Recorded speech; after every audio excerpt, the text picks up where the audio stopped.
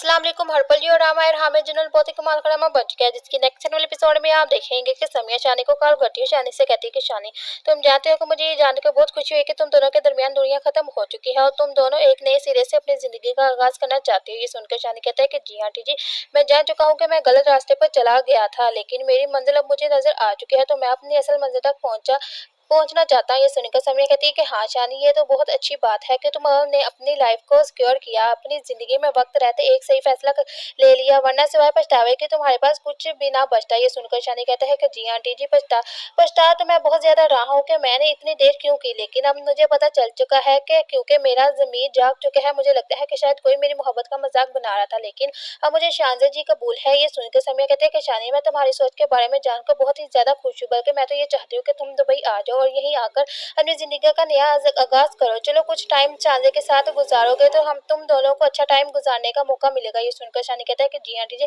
मैं आपकी तमाम बातें समझ रहा हूँ, मैं इस बारे में जरूर शानज़ा से डिस्कस करूंगा, इसके बाद जरूर आपको बताऊंगा। तो नाजरीन, नेक्स्ट सीन में आप ये भी देखेंगे कि खावर शानज़ा के पास आता है और कहता है कि शानज़ा जी, आप मुझे माफ कर दें, मैं जानता हूँ कि मेरी वजह से आपके और शानी के दरमियान बहुत से दूरियां पैदा हो गई है। ये सुनकर शानज़ा कहती है कि खबर भाई, मेरे लिए आप परेशान मत हो, मैं जानती हूँ कि मैंने आपकी मदद एक अच्छी नीयत से की थी, क्योंकि मैं चाहती थी कि नादिया आप ही की जिंदगी में कुछ भी बुरा ना हो, लेकिन मैं नहीं जानती थी कि आपकी नीयत, आपके इरादे बुरे थे। ये सुनकर खबर कहता है कि देखिए शानज़ा जी, आप मुझे माफ कर दें, मैं वाकई आपका गुनाहगार हूँ, क्योंकि मैंने आपको एक बहन था कहा था और बहन का मान को सलामत नहीं रख सका, इसलिए आप मुझे माफ कर दें। ये सुनकर शानज़ा कहती है कि खबर भाई, आप मुझसे माफी मत मांगे, अगर आपने माफी मांगनी है तो नादिया आप इसे मांगे, जिनकी रूह को भी आपने दुख पहुंचाया। ये सुनकर खबर कहता है कि जी शानज़ा जी, मैं नादिया से तो माफी मांग चुका, लेकिन अब मैं आपका भी गुनहगार हूँ। मेरी वजह से ना सिर्फ मैं नादिया का गुनहगार हूँ, बल्कि आपकी जिंदगी में भी जो अफरा तफरी फैली है उसका भी मैं ही गुनहगार हूँ। ये सुनकर शानज़ा कहती है कि देखें खबर भाई,